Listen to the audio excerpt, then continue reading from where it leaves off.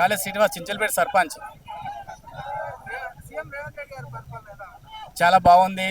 రేవంత్ రెడ్డి పరిపాలనలో సీఎం కాదు, రేవంత్ రెడ్డి పరిపాలన మనకు రుణమాఫీ చేశారు, ఇందిరమ్మ ఇండ్లు ఇచ్చారు, వడ్డీ రుణాలు ఇచ్చారు, రైతులకు రైతు భరోసా ఇచ్చారు. మరియు మళ్ళీ ఇందిరమ్మ ఇండ్లు కూడా చాలా లేని వారికి మాత్రం చాలా మంచి లబ్ధి పొందుతున్నది. సన్న బియ్యం కానీ, రేషన్ కార్డులు కానీ, మళ్ళీ ఇంకేంటి 500కు సిలిండరు, సబ్సిడీ 200 ఇట్లా కరెంటు, చాలా ఈ విధంగా చెప్పొచ్చు. చాలా ఉన్నాయి రేవంత్ రెడ్డి పరిపాలనలో. ఎంతో చాలా వస్తున్నాయి. 24 ఇండ్లు వచ్చినాయి. 24 ఇండ్లు 15 ఇండ్లు స్టార్ట్ అయినాయి ఇప్పటికీ. మళ్ళీ ఇంకా లేని వాళ్ళకు కూడా ఇంకా కూడా రుణమాఫీ అయినాయి. రుణమాఫీ చాలా అయినాయి.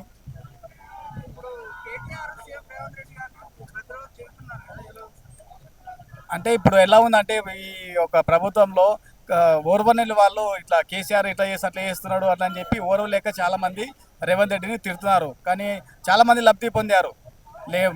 మహిళలు ఫ్రీ బస్సు కానీ ఇంకా చాలా ఉన్నాయి.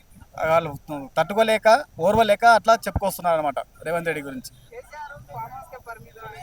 అవును, కేసీఆర్ ఎప్పటికీ ఫామ్ హౌస్కే పరిమితమైంది. అంత అప్పుడు బయటికి రాడు కూడా ఆయన. కేసీఆర్ కూడా అయిపోయింది, కేసీఆర్ పని అయిపోయింది, బయటికి రాడు. మళ్ళీ రేవంత్ రెడ్డి సీఎం అవుతాడు కంపల్సరీ. మళ్ళీ ప్రభుత్వ మన పరిపాలన కూడా చాలా బాగుంది. ప్రజల్లో కూడా చాలా స్పందన ఉంది. ఇలా చాలా ఉన్నాయి రేవంత్ రెడ్డి గురించి చెప్పడానికి. రేవంత్ రెడ్డి పరిపాలన చాలా బాగుంది. నెక్స్ట్ కూడా మళ్ళీ రాబోయేది కూడా కాంగ్రెస్ ప్రభుత్వమే. మన తెలంగాణ వచ్చేది కూడా మళ్ళీ గడ్డ మీద, తెలంగాణ గడ్డ మీద మన కాంగ్రెస్ ప్రభుత్వమే వస్తాం నెక్స్ట్.